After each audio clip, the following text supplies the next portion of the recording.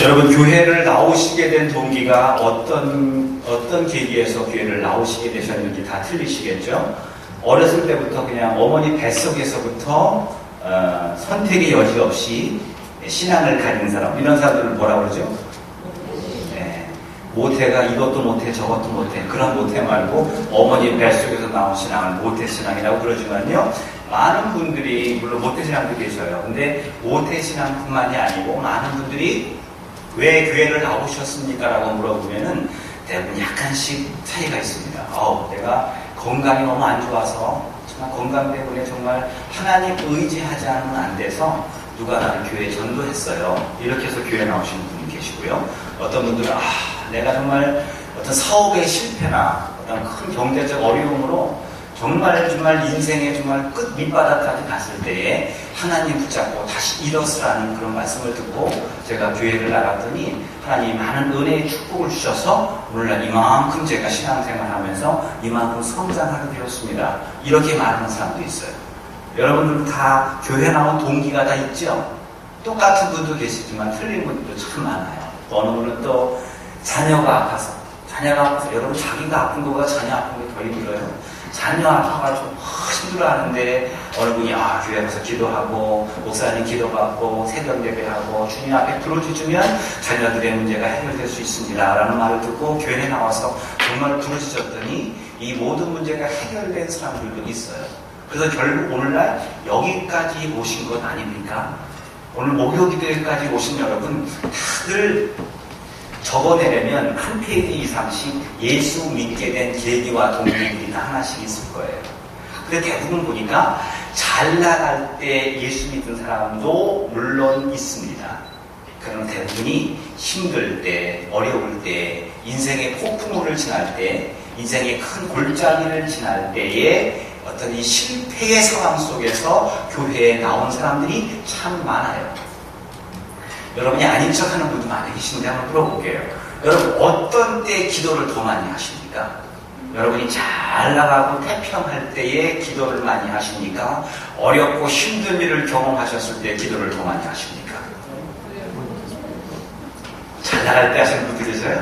솔직히 여러분, 우리가 너무 잘 나가고 편할 때는요, 기도를 안 하는 건 아닌데 형식적인 기도, 하나님 고마워요, 기도 더 많이 부어주세요, 이런 식의 기도를 하는데 어려움을 당하면요, 정말 목숨 걸고 기도하고. 저도 옛날에 목성교회 얘기 종종 하잖아요. 어느 할머니 한 분이 아들이 옛날에 한국의 시골 총각들 장가 못 가는 거 아시죠? 이 친구가 장가를 못 가고 43살인데 하도 이 친구가 스스로 좌절하고 막 자괴감 생기고 막 이러니까 이 친구가 약주를 하고 와서 어머니 보는 앞에서 왜 나 낳냐 그러면서 막 농약을 먹었어요. 이 친구 어머니 보는 앞에서. 병원에 데려가서 그 위세척하고 병원에서는 뭐라 그래요? 이틀 동안 지켜봐야 이 아들이 살아날 여부를 가능성을 안다고 합니다. 그러니까 어머니 집사님이 진짜 예수를 엉터리로 믿는 분이거든요. 정말 본인도 그렇고 다들 너무나도 신앙이 별로 안 좋은 분이에요. 근데 아들이 지금 병원에서 이틀 동안의 결과를 봐서 생사가 좌우된다고 하니까 이분이 교회에 와서 기도를 하는데 난 교회에서 무슨 담벼락 무너지는 우박 떨어지는 소리가 들리는 줄 알았어요. 사택에서 교회 앞에 사택이 있었거든요. 밤에 사택에서 막 우박 떨어지는 소리가 가봤더니 우박이 아니고 우리 할머니가 그 손으로 박수치며 찬송하며 기도하는 거예요. 이러면 하나님이 잘 들어주신다고 생각했는지 그 할머니의 그 투박한 손으로 내 아들 죽여주세요 하는데 1분에 한 100번 이상씩을 치면서 얼마나 간절히 기도해요. 그분이 평소에 그렇게 기도한 적이 한 번도 없었던 분이에요. 그런데 아들의 심각한 문제를 갖고서 어떤 중요한 어떤 그 절망의 상황에 닥치니까는 하나님 앞에 나와서 그렇게 간절하게 기도하더라고요. 때때로 이렇게 실패나 좌절이나 어려움을 겪었을 때에 우리가 기도를 더 많이 하고 신앙을 회복하고 신앙을 찾았다고 하면 오히려 실패는 우리 신앙에 큰 도움이 될 수가 있습니다. 옛날에 여러분 이런 속담 아시죠? 실패는 뭐의 어머니다? 근데 우리는 크리스찬이니까 실패는 성공의 어머니가 아닌 다른 이름을 하나 지어야 돼요. 실패는 신앙의 어머니다. 실패했으니까 예수 잘 믿게 됐죠. 실패하니까 더 주님 다시 만나게 됐죠. 실패의 자리에서 더 뜨겁게 불을 주니까 주님이 나에게 더 가깝게 오셔서 내 믿음이 자라지 않았습니까? 그렇다면 실패는 우리 믿음을 자라게 만드는 믿음의 어머니일 수 있다는 거예요. 오늘 본문 여러분 잘 아시는 본문 있죠? 옛날에 저도 기억나요. 주일학교 때부터. 저 율동도 기억납니다. 여러분 주일학교가 참 중요해요. 율동 기억나는 거 보세요. 지금도 옛날 깊은 데로 가서 그물을 던져라. 이 노래 아시죠? 아세요? 그러면서 막 이렇게 선생님들이 직접 율동을 했던 그 모습 지금도 기억나요. 베드로에게 깊은 데로 가서 그물을 내려라 라고 명령했던 주님의 명령에 순종해서 베드로가 그물을 내렸더니 그물이 찢어지도록 많이 잡혔더라. 이 기적을 모르는 분은 아무도 없을 겁니다. 근데 베드로가 오늘 이 말씀을 순종하기 위해서는 그가 어떤 상황에 처해 있는가를 먼저 볼 수 있어야 돼요. 베드로가요 밤이 맞도록 수고했거든요. 근데 물고기를 잡았어요? 못 잡았어요? 한 마리도 잡지 못했어요. 이 당시가 물고기를 잡지 않는 철이 아니고 물고기가 많이 잡히는 철이에요. 물고기가 잡히지 않는 철은 아예 나가봤자 인건비도 못 건질 바에는 아예 일을 안 나가는 게 좋아요. 근데 베드로는요 보통 사람이 아니거든요. 25년 이상 사람이 30년이라고 봅니다만 저 사람은 25년까지 봐요. 25년 이상 어부 생활로 잔뼈가 굵은 아저씨 보통 사람이 아니죠. 오늘도 대박을 터뜨려야 되고요. 오늘도 내가 했던 그 어부의 경력, 어부의 또 이 물고기 잡는 사람들 있잖아. 다 센스가 있어요. 낚시 좋아하는 분 계십니까? 낚시 좋아하시는 분들은요. 저희들은 모르는데 딱 보면 저기에 물고기가 있겠군. 저기에 물고기 있겠군. 다 알아요. 그 어부 특유의 있는 센스도 있고요. 베드로는 타고난 사람이었어요. 그래서 오늘도 여지없이 실패 없이 가득한 만선은 아닐지라도 웬만큼의 공치지 않을 만큼의 수확을 얻을 것을 기대하고 나가는데 오늘은 웬일인지 한 마리도 잡지 못했어요. 공친 거예요. 왜 그런지 아십니까? 예수님께서 이 베드로를 만나시기 위해서 이런 장면을 세팅해 놓으신 거예요. 일부러. 평소에 베드로의 그의 경험과 지식과 노력을 통해서 여태까지 한 번도 A 플러스는 아닐지라도 B 플러스 이상은 될 정도로 굉장한 사람이었는데 어느 순간 주님이요 우리를 코너로 싹 몰아붙이면은 되는 것도 안 돼요. 될 것도 안 돼요. 안 되는 건 물론 안 되고 될 것도 안 돼요. 이상하게 안 돼요. 딴 데 같은 건 내 생각으로 이게 될 것 같았는데 안 돼요. 이게 내 계획은 이게 이 정도는 돼야 돼요. 최소한 완전 대박은 아니더라도 한 반 정도 대박은 반박은 터져야 되는데 안 돼요. 내가 그동안 했던 그 지식과 경험과 나의 이 잔머리로 이 정도 수준은 돼야 되는데 안 돼요. 어느 순간 그날이 꼭 온다니까요. 그거 경험하신 분도 계실 거예요.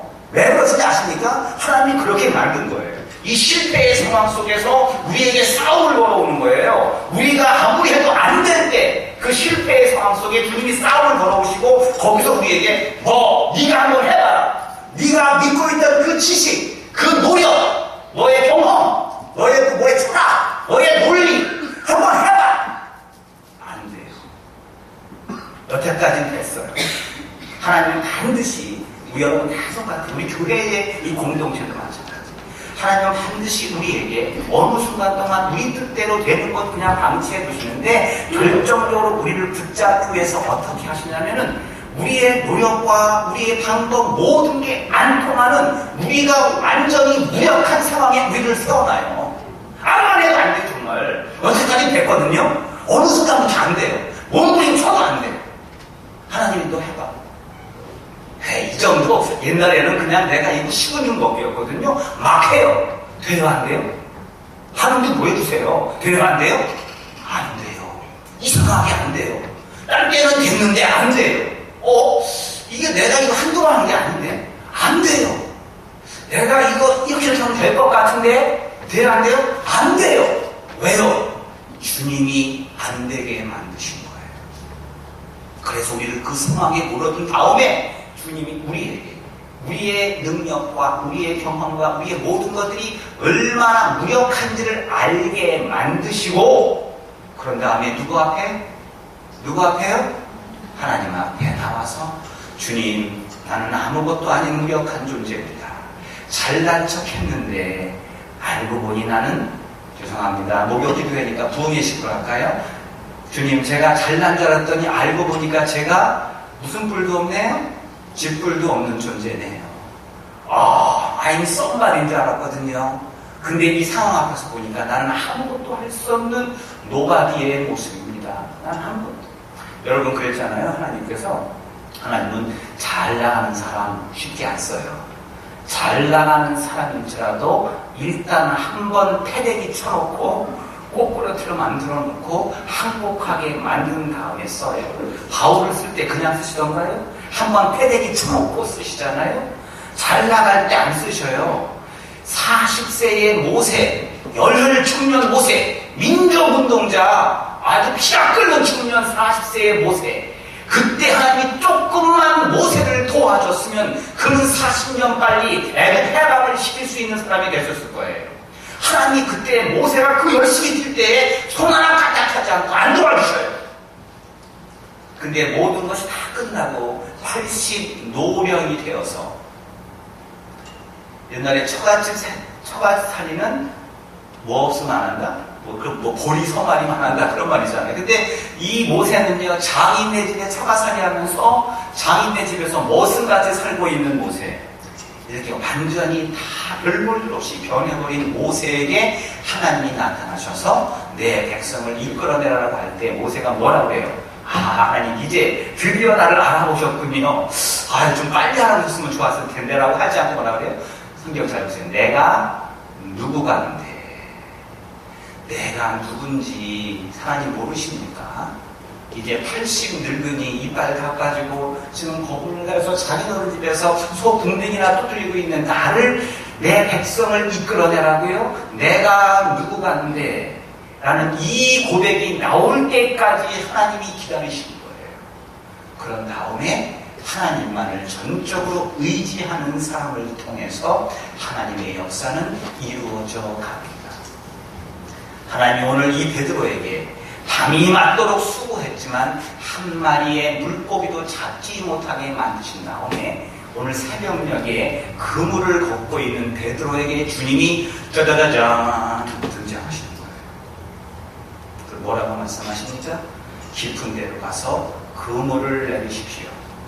우리는 이 말을 너무 쉽게 이해해요. 근데 여러분이 한번 베드로 입장이 되는 거예요. 우리가 오늘 여러분, 나는 누구다? 베드로다. 자, 밤이 맞도록 수고했어요. 힘들어요? 안 힘들어요? 파김치가 되겠죠? 근데 깊은 데로 가서 그물을 내면 또 가라는 얘기니까 육체적으로 견디지 못해요. 여러분, 그물을 던져보신 분은 알지만 투망은 던져보신 남자분들, 그물을 던졌다가 다시 그물을 걷고 있는데 이거를 다시 던진다는 것은 보통 수고로운 노력을 하는 게 아니에요. 던지래요. 또 베드로는 25년 이상 이 갈릴리 바닷가에서 잔뼈가 굵은 사람이거든요. 새벽녘에 물고기가 잘 잡힌다 안 잡힌다? 메릴랜드는 모르겠어요. 근데 갈릴리 호수가는요, 밤 10시부터 새벽 1시까지 요 3시간, 기껏해야 새벽 2시까지가 피크예요. 해가 뜨는 새벽녘은 물고기가 안 잡혀요. 베드로는 알고 있어요. 근데 그 새벽녘에 나타나서 그물을 다시 던지래요. 순종할 수 있겠습니까? 또 그물을 던지라고 하는 사람이 누구입니까? 누구예요? 예수님인데 예수님 직업이 뭐예요? 전직 목수고요. 현재 실업자예요. 지금 아직 목수직 그만두고 본격적 사역을 시작할 때니까 지금 실업자 상태입니다. 베드로보다 더 잔뼈가 굵은 어부가 이복의 베드로 하면서 그 사람이 조언과 인포메이션을 주면 까짓거 믿져야 본전이다 하고 한번 던져볼 수 있을 거예요. 그런데 이 사람은 목수예요. 물고기 한 번도 안 잡아본 사람이에요. 이 사람이 깊은 데로 가서 그물을 던지래요. 딴 데 같으면 이 사람이 진짜 하면서 막 불순종할 텐데, 베드로는 밤이 맞도록 수고했지만 한마디도 잡히지 않은 뭔가 이상한 허탈함과 뭔가 내 기획되지 않는 어떤 이 실패의 골짜기, 실패의 밑바닥을 딱 경험한 상황에서 주님이 이 말씀을 하니까 이 말씀에 순종하고 싶어하는, 이거 학자들이 쓴 표현이에요. 실험적 충동. 실험적 충동으로 한번 믿져야 온전히 한번 내가 그 말씀에 순종해 보겠다. 베드로가 그날 저녁에 만선했으면, 그날 새벽에 만선했으면 이 말씀에 순종했다 안 했다? 안 했죠. 아니, 만선이 아니고 밤만 잡아도 순종했다? 안 했죠. 한 마리도 잡지 못하는 이런 무력한 상황에 처해 있으니까 이 말씀에 순종하게 되는 거예요. 아까 제가 말씀드렸죠. 하나님 우리를 무력한 상황에 만들어버려요. 우리는 평소에 무력하지 않습니다. 여러분 다들 제가 좀 왕년에 다 우리 한가닥씩 했죠. 안 하셨어요? 왕년에 제가 한국에 있을 때 내가 주름 잡지 않았습니까? 한국에서 주름 잡지 않았어요? 지금은 와서 우리가 이 주름 잡지만 한국에서 주름 잡지 않았어요? 우리가? 한국의 명동바닥을 쓸고 다니지 않으셨어요? 명동이 아니고 여러분 종로바닥이군요. 종로바닥을 쓸고 다니지 않으셨어요? 그 쓸고 다니는 분들이 지금 와서 뭐예요? 청소하면서 빌딩을 우리가 쓰고 있잖아요. 우리가 왕년에 정말 잘 나가는 사람들이었는데, 그죠? 하나님이 지금 우리에게 이 싸움을 걸어오시고, 우리가 왕년에 정말 지금도 우리가 썸씽 괜찮은 사람들이고 잘 나가는 사람들임에도 불구하고 어느 순간에 하나님이 싸움을 걸어오시면 우리가 얼마나 무력한 존재인가를 발견하게 만들고요. 그런 날 어떻게 해요? 하나님 앞에 두 손 두 발 바짝 들게 만드십니다. 그러면 누구만 의지한다? 여러분 이것만 오늘 배워가는 것이에요. 하나님은 하루 두 손 바싹 들고 하나님만 의지하는 자들, 이런 사람들 기뻐하십니다. 제가 지난주 목요일날 제가 그 십자가에 달린 경험, 주님의 피 묻은 십자가에 손으로 간증을 했더니 여러분 사이에서 안 듣는 분들이 회자돼가지고 나도 얘기해줘봐 보니까 친구할 때도 스무스무 하시는 것 같아요. 오늘도 간단한 간증 하나 하려고 해요. 여러분 우리가 한 번도 내 생각대로 안 되는 게 없은 적이 많아요. 어느 순간 하나님이 우리에게 내 생각대로 안 되는 적이 있게 만든다고 하셨죠. 저도 마찬가지입니다. 여러분 성경 속의 모든 기적을 다 믿으십니까? 솔직히 대답해 주셔야 돼요. 성경 속에 있는 모든 기적을 다 믿으세요? 예. 근데 참 아멘 하지만 우리 중에서는 우리의 마음으로는 아멘하고 지금이 아멘할 타이밍이니까 아멘을 해야 되지만 우리의 머리로는 대충 이해가 되지만 마음의 가슴으로 진정으로 믿는 사람들도 있지만 많은 사람들이 안 믿어요. 제가 딸이 셋이 있지 않습니까? 첫째 딸을 낳고 한동안 바로 낳으려고 했더니 없어가지고요. 4년 있다가 둘째를 낳았어요. 제가 둘째를 낳을 때 하나님께서 그때 제가 이제 목회하면서 이제 조금씩 목회의 맛을 알아가고 이제 목회는 어떻게 하면 목회를 성공하겠다. 그리고 제가 지난 목요일에 말씀드렸죠. 목회적 야망을 가지고 뭔가 이제 목회적 어떤 성공을 거두려고 한창 몸부림칠 때였습니다. 저희가 둘째를 낳을 때예요. 근데 둘째를 낳을 때가 그날이 주일날이었어요. 학교에 있을 때 내가 주일날 설교를 7번 했거든요. 1부, 2부, 새벽 1부, 2부, 3부, 청년부, 중고등부, 저녁 예배, 성경부까지 7, 8번씩 했어요. 근데 새벽 예배를 드리고 집에 오면은 바로 씻고 또 1부 예배를 가야 돼요. 새벽 예배에는 반주자가 안 나와서 저희 아내가 반주를 했어요. 그때 만삭이었어요. 새벽 예배를 해서 주일날 끝나고 와서 저를 옷 갈아입고 있는데 갑자기 배를 잡고 대굴대굴 굴르는 거예요. 왜죠? 예, 산기가 왔나 봐요. 근데 출산을 앞으로 한 달 남았어요. 이게 아닌 것 같은 내가 보기에는. 여러분, 이 아내가 배를 잡고 떼굴떼굴 굴르는 상황에서 목회자가 교회를 가야 되겠습니까? 아내를 데리고 병원을 가야 되겠습니까? 네, 목회자 말고 여러분이라면, 남자분들이라면 어떠시겠어요? 어때요, 권사님? 병원에 갈까요? 교회로 갈까요? 병원에 가죠, 예. 근데 저는 그날 설교자가 저니까 제가 펑크를 내면은 그 1부 예배 때도 많이 나오는 1부에 나오신 분들이 그냥 앉았다 가야 돼요. 당황스러워요. 그래서 어떻게 하죠? 아니, 여보, 참어. 지금 참을겠다 그랬죠. 어디 그걸 참아요. 이거 배 아픈 것도 아니고, 배탈도 아니고, 참어. 그래 놓고 교회를 간 거예요. 1부 예배 가니까, 마침 우리 장로님이 막 차량문형을 들어오시길래 장로님한테, 빨리 우리 아내가 지금 아픈데, 모르겠어요. 어떤 병원에 장로님이 좀 태우고 가시라고. 장로님이 알았어요. 이러고 가시고. 저는 막 설교를 하고 있어요. 1법에 끝나고서 바로 이제 성도님들과 인사하는데 갑자기 장로님이 오셨어요. 목사님, 딸 낳으셨습니다. 예, 저는 그래서 아내가 둘째를 낳은 상황을 몰라요. 근데 나중에 알고 보니까 그 한 시간이 얼마나 끔찍한 사건인지. 장로님이 저희 집에 가니까 이미 아내가 너무 견디기 힘들어서 한국에 119라고 그러죠. 119 그걸 눌러서 여기 이머전시를 부르고 기다리는 가운데 장로님이 오셨어요. 장로님이 우리 집사람 사모님을 부축해가지고 본인의 밴에 태워가지고 원래 우리 아내가 다니던 병원이 있는데 1시간 거리예요. 거기까지 못 갈 것 같아요. 그래서 막 가는데 갑자기 아내가 소리를 탁 지르는 거예요. 왠지 아십니까? 차에서 아기가 나온 거예요. 방문 차에서. 근데 병원을 가야 되는데 이거 장모님이 어떡하면 마침 그때 다행스럽게 주일날 문 여는 산부인과가 있었어요. 동네에. 그래서 장모님이 그 산부인과에 들어갔더니 간호사가 저희 아내를 업고 올라가는데 나중에 그 표현을 그대로 드리자면 업고 올라가는데 저희 아내가 그때 바지 이렇게 탄력성 있는 스판 바지 같은 쫄바지라고 하는데 그런 바지를 입고 있었는데 업고 2층에 올라갈 때에 허벅지에 뭐가 이렇게 이만한 게 걸려있더래요. 이미 나는 거예요, 이미. 야, 남편이 있었어야지 그거 어떻게 좀 해줄 텐데. 그래서 올라가서 한 20분 만에 왜 전화하고 애 낳고 날 떼고 고생을 해가지고 있으면 그래가지고 20분 만에 결국 대출을 자르고 나중에 병원비를 깎아주더라고요, 의사가. 왜 깎아주나 했더니 자기는 한 거 하나도 없대. 자기는 대출 자르는 거밖에 없대. 다 났대요. 어쨌든 야, 저 하나님께서 그렇게 해서 살리셨어요. 더 놀라운 게 지금도 시작입니다.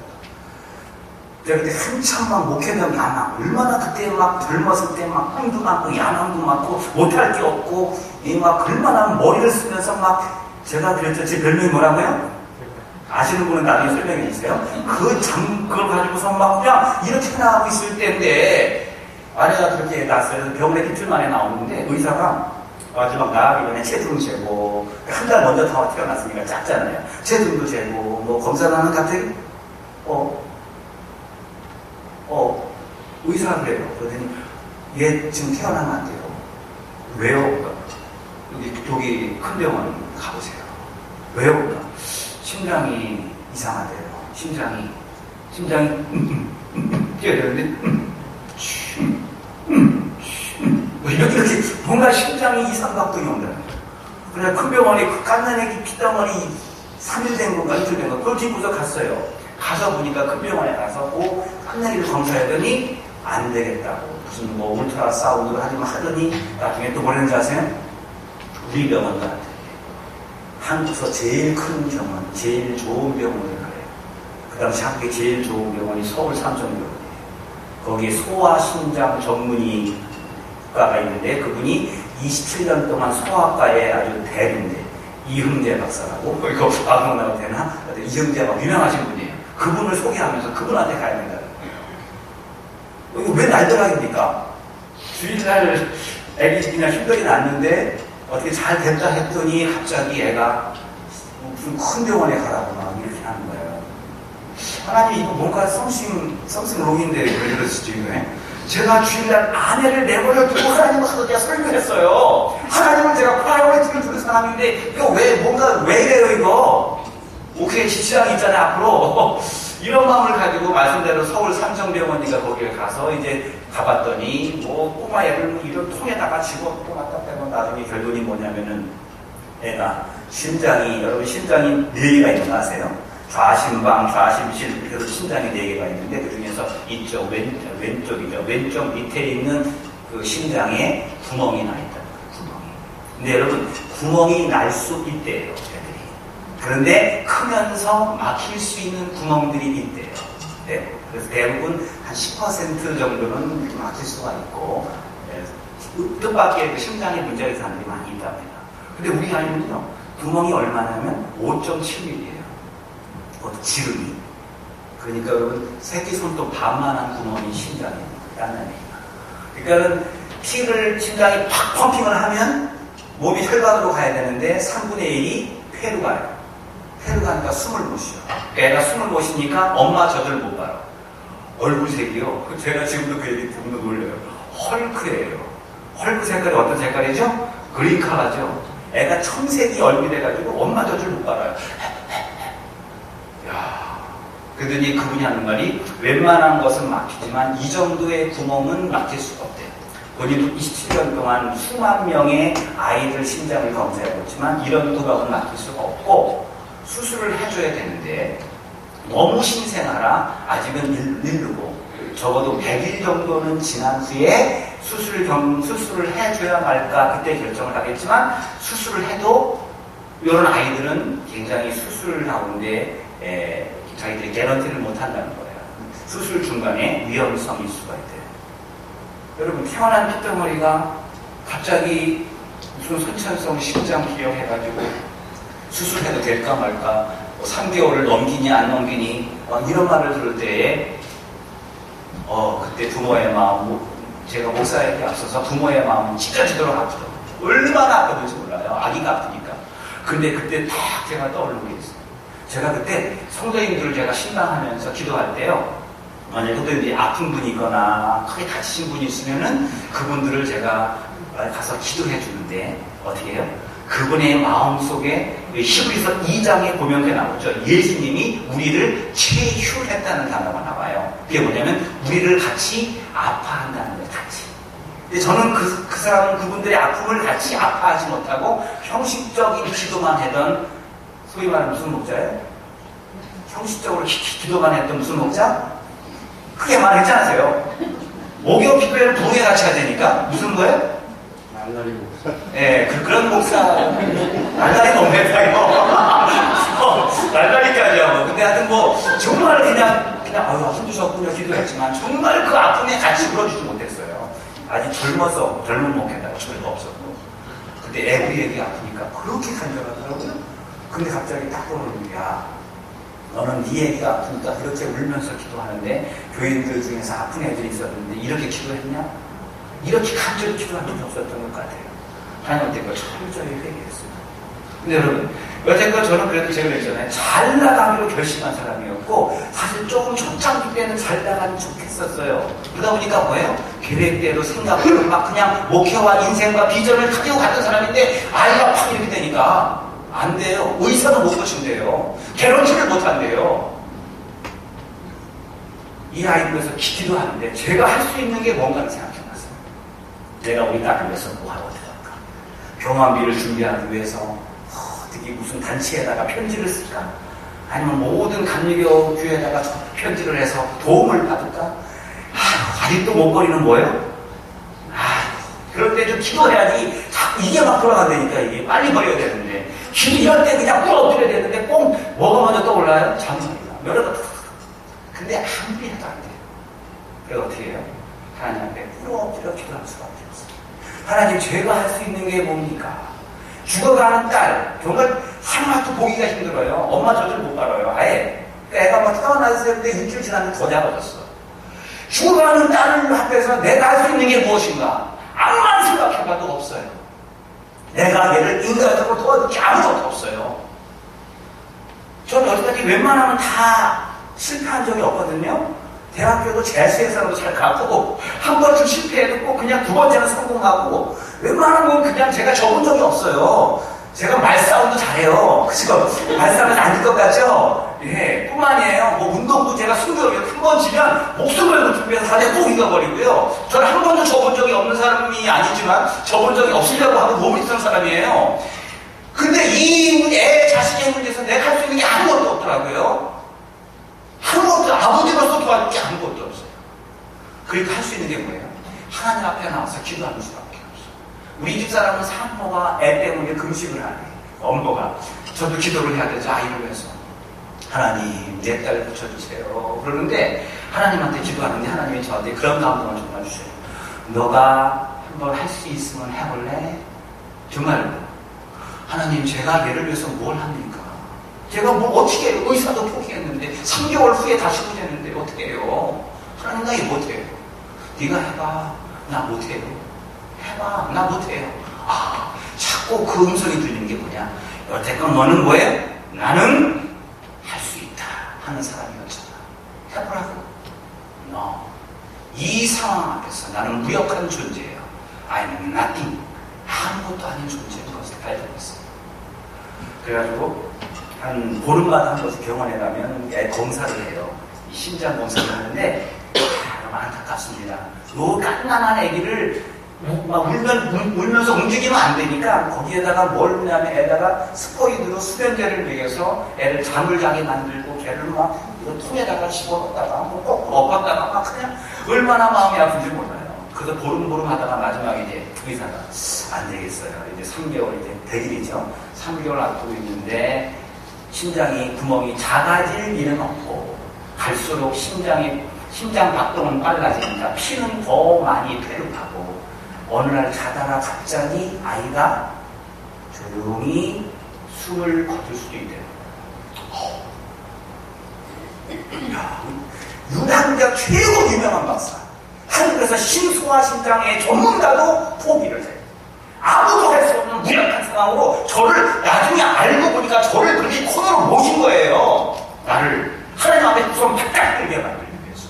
그래가지고 그분한테 제가 그러면 얘를 이제 수술이라도 해야 되지 않습니까? 얘가 말씀드렸듯이 얘는 수술을 해도 글쎄요 이게 좀 상황이 체중도 너무 미달리고 안 될 것 같은데 걔렇지 못한다. 어차피 자다가 엄마 품에 죽는 것보다는 한번 그래도 1%의 가능성을 가지고 수술 한번 해봅시다. 그러니까 그분이 몇몇 친구들하고 상의를 해가지고 연락을 드렸는데 수술 2주 뒤에 수술을 하기로 결심했어요. 그게 뭐예요? 마지막 한 가지의 그 1%의 가능성을 붙잡으려고 수술을 한 거예요. 그동안 제가 얼마나 기도했겠습니까? 그죠?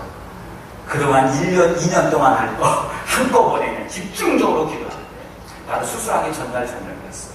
아내랑 같이 이 딸을 위해서 기도하는데 하나님 진짜 하나님 의사도 자신은 없겠는데 그 1%의 가능성을 가지고 하는 겁니다. 수술 중에 애가 하늘나라에 가지 않고 그래서 수술하고 좀 걷는 것만 보고 제가 보냈으면 좋겠어요. 막 기도하는데 하나님이 그때요. 우리 아내랑 같이 들었어요. 이 음성을. 하나님 감동이 쫙 오는 게 뭐냐면 요한복음에 나오죠.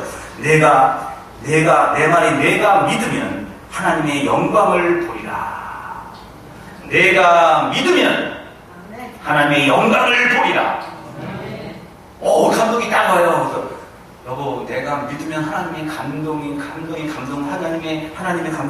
하나님의 영광을 보리라. 그놈들 와서 이거 하고 나는 그것도 받았고요. 또 하나는 그 말씀 있잖아요. 나는 부활이요 생명이니 살아서 나를 믿는 자는 죽어도 살겠고 우리 살아서 나를 믿는 자는 영원히 죽지 아니하리니. 그다음 뭐예요? 이것을 내가 믿느냐? 이것을 네가 생각하느냐? 이것을 내가 아느냐? 네가 이것을 띵킹하느냐? 네가 노하는 게 아니고 이거를 네가 믿느냐는 거예요. 여러분, 죽은 자가 영원히 살고 살아서 나는 자는 영원히 죽지 않는 것은 이건 뭐예요? 주님의 전능함을 말하는 거잖아요. 전능함. 이 전능함을 네가 아느냐? 여러분, 하나님이 전능하신 거 아세요? 우리는 알죠. 하나님 전능하신 거 우리가 생각하죠. 전능한 걸 믿으세요. 확실하게 믿으라고요. Do you believe this? 믿으라고요. 찡찡하지만 알지만 잘 안 믿어요. 저도 성경의 많은 기록을 믿고 설교했는데 이 박수님이 저한테 하는 건 네가 하나님 영광을 믿으면 네가 믿으면 영광을 보려. 그러면 내가 그동안 안 믿었다는 얘기인가? 여러분, 우리가 알면서 안 믿는 경우가 많아요. 알고 있고 아는 것처럼 확신 가운데 외쳤지만 못 믿은 경우가 많아요.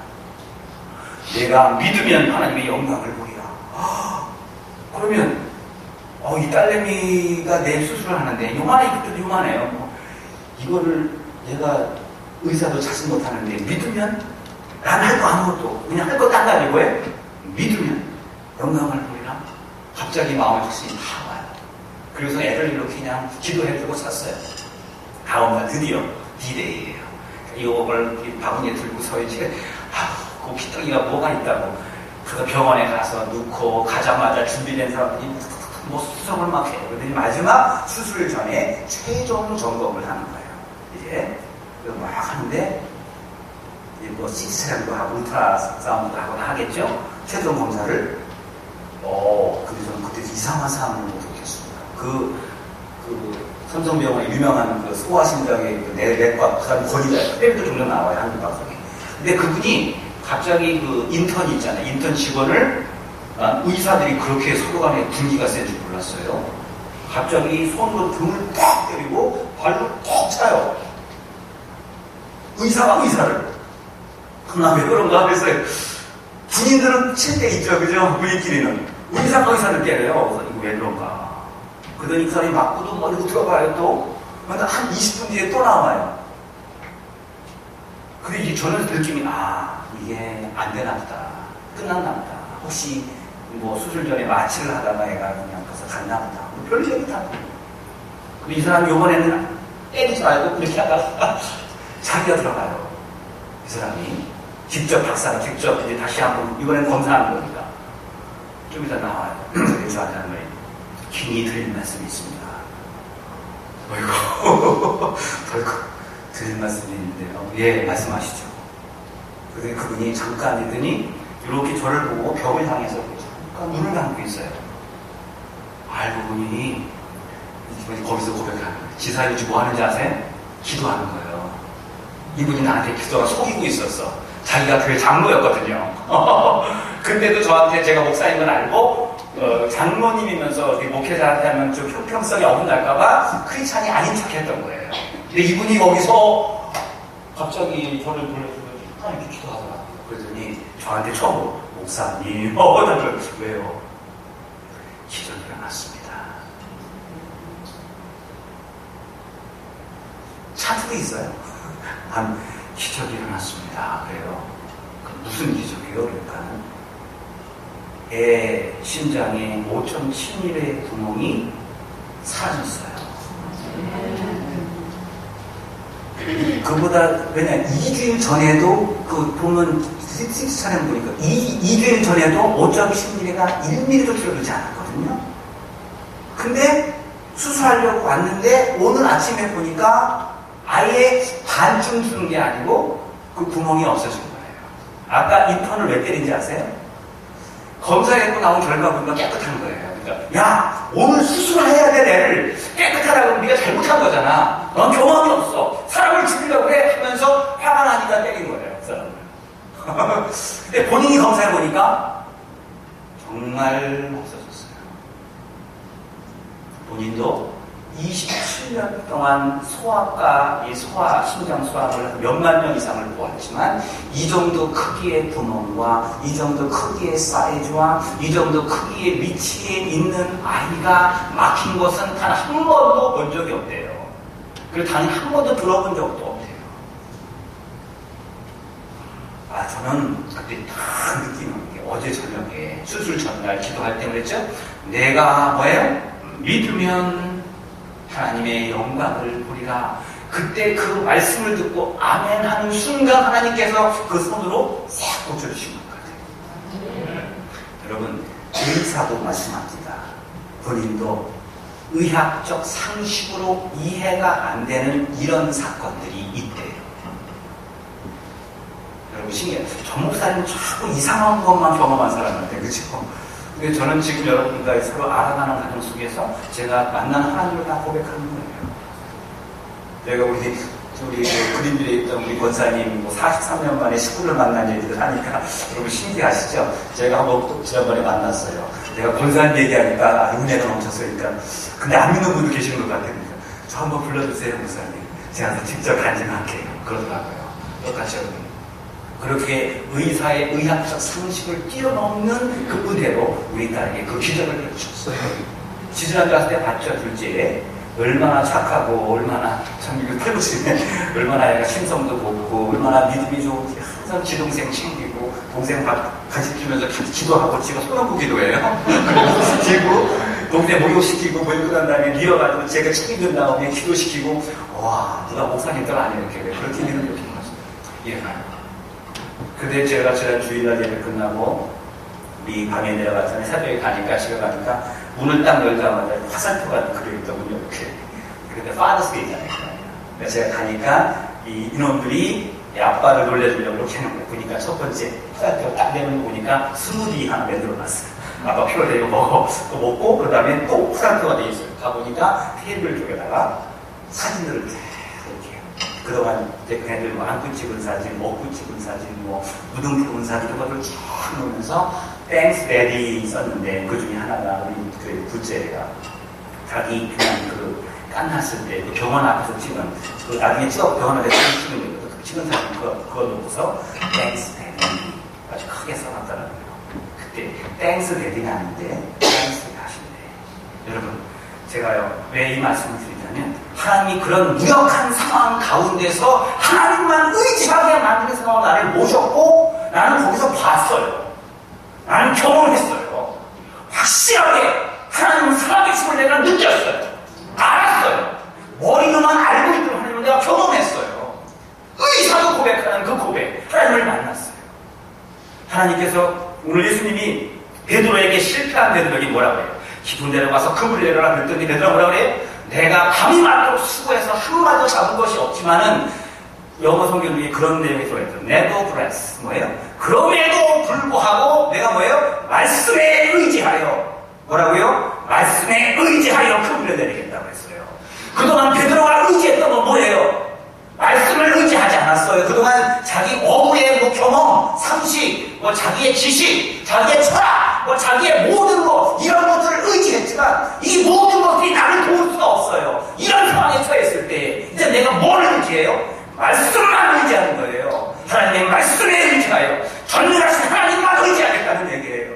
하나님만 의지해서 내가 내리겠습니다. 이 말씀을 의지해서 순종해서 그물을 내렸을 때에 얼마큼 잡혔다고요? 몇 마리가 잡혔어요?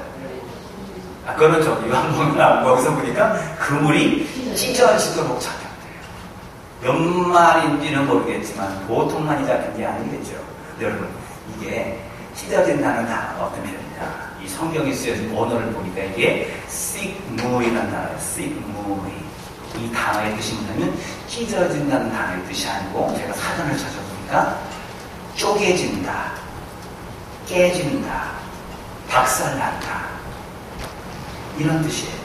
영어 성경은 break, 부러진다 이런 식의 표현이에요. 그러니까 그물이 찢어진다는 표현이 아니고 원래는 뭐예요? 그물이 깨진다, 쪼개진다는 표현이에요.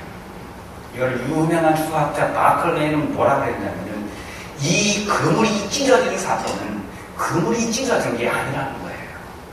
자신만을 의지하고 자신의 생각과 경험과 하나님에게 다른 것을 의지했던 자기 자아를 의지했던 베드로 자신이 하나님 앞에 뭐예요? 쪼개진 거예요. 브레이크 된 거고요. 그 자신이 하나님 앞에 쪼개지고 깨지고 박살난 거예요. 하나님 앞에 쪼개지고 박살난 다음부터 뭐예요? 하나님만 예수를 쫓습니다. 모든 대를 그물을 버려두고 예수를 쫓습니다. 이제 그의 삶의 프라이어리티를 예수를 향해 가는 거예요. 저와 여러분들 우리가 얼마나 강한지 아십니까?